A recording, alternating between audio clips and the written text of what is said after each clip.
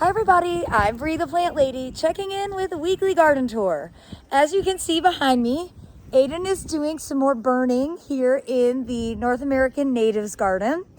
We've decided this is just kind of the easiest way to keep up with all of the native grasses that we have planted in here. And we spent a good solid couple of hours with John Hoffman, the grass expert, and he was very encouraging of our new habit. So we figured we would get today started off like this. So let me turn the camera around and give you an up close view of how the garden looks in the first week of February, right here in Fuquay, Varina, North Carolina. So there's not a lot to report from the native borders. Slowly but surely, bulbs are starting to poke up. We don't have a lot of seedling germination yet. I'm hoping that's gonna happen soon. It actually is looking a bit dry, but it's not. It's only dry on the surface. And Aiden is burning the Carex down. We did an initial burn, and before it starts to reflush, we thought this would be the best approach to dealing with it. You know, overall, I think these borders look good. They're not super exciting, but I am happy to show that the muley grass that got burnt about a month ago is starting to reflush. So, you know, we're right on schedule for doing this. A few weeks from now might be too late.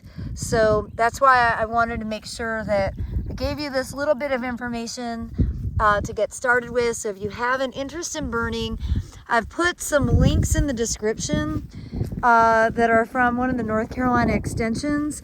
You know, since we're doing such a small scale, we don't need a permit. However, if you're wanting to do acres and acres, you definitely need to get a permit. You need to follow the instructions. So I wanted to give you that information as a resource. In addition to the Carex, he's also going to go ahead and burn these couple of Schizocariums, the little blue stems that we have here on the corner. Again, in anticipation that they're going to start flushing really soon. So we need to go ahead and get this maintenance done now. And of course, this information is all contrary to what you would normally get, because most of the sources are giving you dates for the mid-Atlantic or the Midwest. And here in the Southeast, we have a very different schedule. So really important to recognize that. I think actually we'll also go ahead and burn these pink muley while we're at it. I think we're gonna leave the white muley a little longer just because it looks good. We might not burn it this year. We might just give it a haircut. There's an update from the natives garden. And along this corridor where east meets west, I haven't done many updates because there's not much to show, but we do have good seedling germination.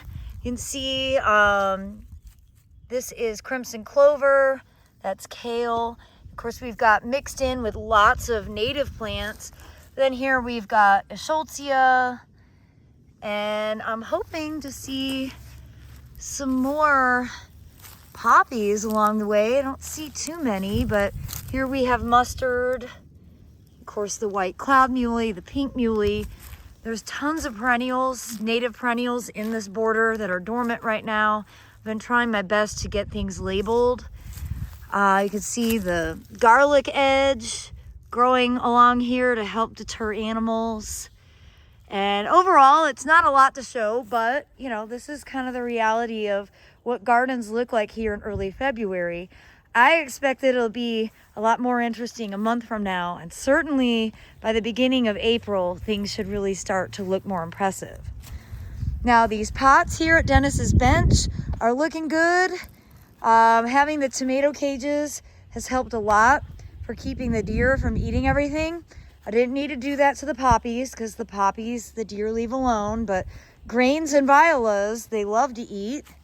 We have more deer than ever, so putting up just simple tomato cages has made a world of difference with regard to the deer browse.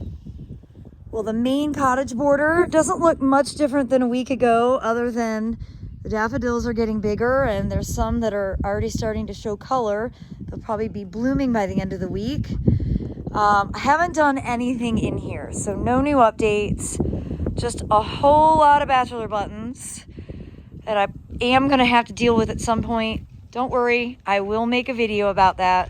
But this week's weekly garden tour is really more just to walk around and show you what things look like. I'm not gonna focus on seedling ID so much this week. This bridal veil Prunus mume is still blooming its head off. It's so beautiful. And of course, more blooms on that dragon's blood quince. And I noticed the other day, oh yeah, Camellia japonica October affair is really starting to put on a show. All of these incredible flowers. I don't know that I've actually ever had this many flowers bloom at one time on this plant. So this is a really special moment to be captured. Kind of like a camellia's goal here. And you can see lots and lots of hellebore blooms. Because I'm going out of town, I'm not collecting these blooms yet, but when I get back to town, I'll be making fresh floating arrangements. And again, my strategy here is to pluck the flowers off so they can't set seed. And you know, the flowers are nice like this, but when you float them and you actually get to see them, I think they look significantly more interesting. So it's double duty. I get to enjoy the blooms and I reduce seed set. You can see right now is when hellebore seedlings start to emerge. And even with this practice, I'm still getting seedlings. So again, I just want to keep it real, be honest with you guys about some of the plants that I put into my garden, 13 years ago when I wasn't thinking much about native plants and the long-term consequences of some of these more aggressive plants like hellebores. And in retrospect, I still want to have them, but I definitely would only buy sterile varieties now because I don't want the long-term implication of these having hundreds of thousands of seedlings and potentially invading my woodland. And, to that point, I just think it's fair to acknowledge that when you garden, time changes you and your interests evolve and your awareness, and frankly the whole world has changed significantly in 13 years. So it's totally fair to say I planted this then because I thought it was cool, but now I'm rethinking it. And of course I could dig those up and remove them, but I don't think that's really necessarily the right approach either. I just think having everything in balance is really critical, and that certainly goes well above and beyond the garden. Well, look at here. We've got the first crocuses of the season. I think I actually brought these over from my flood house garden. And they always are very consistently cheerful. And what a great way to start a new month. And of course, you can see it's definitely, the daffodils seem to be a bit ahead of what I generally remember them to be, although if I probably looked back in my Facebook memories, that wouldn't be entirely true. See a nice daffodil blooming there. The one hardy mangave hasn't been touched by the cold really, other than some of the edges.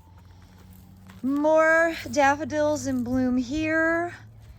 And I was looking the other day and I was like, oh, this is great. The phlox is coming back to life. We totally got this done on time. And then I realized that it's not just the phlox coming back to life, it's also the chickweed. It's a never-ending battle. Oh my gosh, but it's okay. I tried my best. I'll never get it totally done. And then in this feed tank here, I wanted to give an update because I seeded this, 6 weeks ago or so. And you can see great poppy germination in here. And of course, these clumps of grains are doing wonderfully. I think I did oats in here. So I'm really pleased with how this container is looking. And I think when all these poppies bloom, it's going to be absolutely spectacular. Here around back, all of these cottage gardens are looking good. You can really see the earlier ones that were seeded. I think this got done actually in early November. Everything is really jumping in size. The California poppies are nice and large. You can see the mustard here and the lupins. The Allium schubertii, which I planted a bunch of. And look here at the fava beans. Just really pleased with how everything's doing out here in the back. You know, this is like kind of where we live and spend the most amount of time. And so these gardens, I always really want to make sure they look good. And I'm so pleased with the ground plane coverage. You know, unlike what I saw at the J.C. Ralston, where I think we just didn't sow enough seed and there's a lot of open space. This is the kind of density that makes me feel good, knowing that these plants are just going to keep getting bigger and there's less opportunity for weeds to get established. Well, we've got cages everywhere, and that's because the deer are really out of control. I did not realize how good we had it until now. And now it's terrible. But again, you see good ground plane coverage in this bed. Of course, you know, we've sowed more seeds back there. They haven't germinated yet. And today's goal is to get the rest of this compost moved. And then we're gonna take out this euonymus, which I should have never planted to begin with. And we're gonna move that Tama Americana camellia over into this sort of general area so that it can be large and not be right along a walkway. And I say this in the upcoming video that we show the process of undoing this compost pile and building a new one. But this is what you should not allow to happen. Don't let a peach pit grow to this size and ruin your compost pile. Really, it's going to be hard to get all this compost moved because of the root system of this peach. So we're going to have to figure out something. I don't know. I don't think it's going to be fun. That's why it's still here. But I would like to get this tackled sooner than later. And of course, here is our new bin. Already started using it. And it's great because it's in between the two houses. So now everybody can really see exactly where to put kitchen scraps. Well, we really are having a spectacular start to February, and the camellias are showing off full bloom, irrational exuberance, Igawa 3 Seasons, Sahara Haro, Crimson Candles. I think Crimson Candles is one of those that everyone, if you live in a warm enough climate, you should definitely have this. And then here at the base, this really spectacular double hellebore has started to bloom. I got this from Pine Knot Hellebore Farms, and they are going to be having their hellebore open houses soon. In fact, that one, and here all came from them. And see, these are all sterile. They don't set seed, so I don't have to worry about collecting every flower and preventing seed set, because these don't actually do that. So that means there are some hellebores, even though they're not native, that are absolutely safe and reliable to grow in your garden. All right, the thing I'm most excited to show you is I got a half a yard of gravel put out. And yeah, I have a lot more gravel to do, but it's the beginning of a reasonable pathway here in the woodland. And getting this little bit done just allows me to really visualize what it'll all look like and how it'll be safe for people to walk. You won't get tangled up in roots of trees. And Dennis and I, and you're gonna see this video, so just be patient, started planting trilliums all along the edges of this path. And he made a great video all about how to propagate native trilliums, so I hope you'll tune into that. It's gonna come out on Friday. It's a really great resource, and you know, I think that all of those will be actively growing during the spring open garden on Saturday, May 11th, so you can actually see them in person, mixed in with all these other great native azaleas and native magnolias and, well, all of the other plants that I have in here. And of course, I am really getting prepared for the open garden. I have gotten the orders placed for all of the plants. I plan to do something very similar to what we did last year, having 3-gallon shrubs from Carolina Native. They'll be $30. 1-gallon shrubs will be $20. And then we're going to do mix and match landscape plugs of native perennials, both for sun and shade. And they are $5 a piece, 6 for $20, or 32 for 100. So obviously a tray of mix and match 32 is the obvious best deal.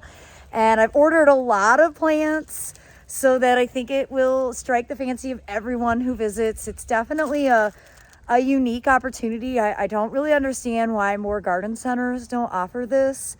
Not many people need 32 of one thing, so it's really great to be able to grab a tray and just get the combinations of whatever strikes your fancy. So again, that will be on Saturday, May 11th from noon to 4 p.m. It's rain or shine, no registration, free event. And of course, the greenhouse should be built by then, so you'll be able to take a peek inside there as well. I hope you'll be able to join us. And I hope this weekly garden tour will serve as inspiration for you. I look forward to sharing another update next week. Thanks so much for watching, everybody. Well, everybody, we have some bonus footage for the weekly garden tour because we got the compost pile cleaned up. Aiden did the most amazing job. I think you're gonna sleep well tonight. Oh, I'm definitely will. So let me give you an up-close view of what we got accomplished. So part of the goal was to just get rid of some of the roots from that peach, and Aiden achieved that. You can see how huge some of the roots are. And I mean, you know, the stump is enormous. We put a pot on top of it so it kind of looks like it's here on purpose. We moved that Tama Americana camellia here, and we need to water it in. And I'm going to toss down some poppy seeds, and we've gotten it caged. Because if it's not caged, it's not going to live because the deer are voracious. And we have a much wider pathway now, at least around this turn. You know, these pathways are tight because they're not meant to be major thoroughfares, but it wouldn't be the end of the world if we made them a little wider. No. I've been thinking about straightening up this, making this a little wider over here. The great thing with the bottle walls is they're not permanent. They're really easy to move. And I think that's one of the great things about using these as edging.